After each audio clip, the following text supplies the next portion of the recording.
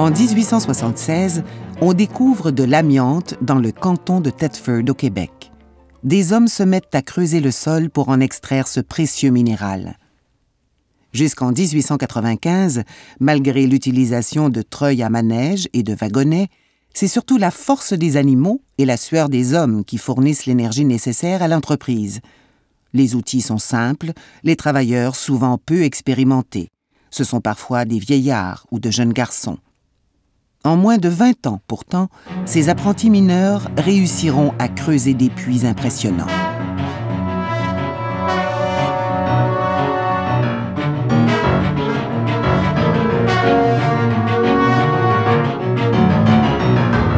Dès 1895, il y a du nouveau autour des puits.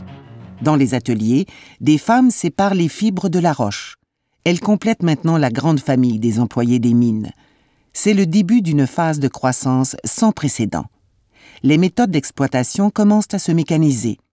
Des grues à câbles actionnent des bennes qui remontent le minerai et transportent même les mineurs.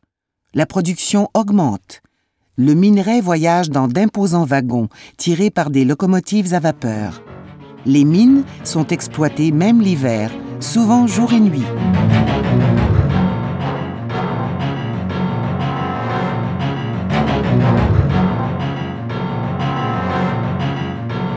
Pendant la Première Guerre mondiale, les besoins en amiante augmentent.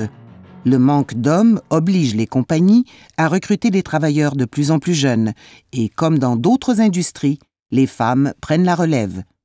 La guerre terminée, la mécanisation n'en est encore qu'à ses débuts. Et si les machines sont de plus en plus utilisées, elles ne peuvent encore remplacer les hommes.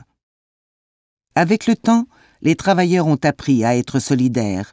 Ils s'unissent désormais pour faire valoir leurs revendications. À partir des années 30, les mineurs sont mieux protégés des accidents, mais le travail demeure dangereux. Les puits et les montagnes de résidus font partie du paysage. De gros nuages survolent Thetford Mines et ses environs.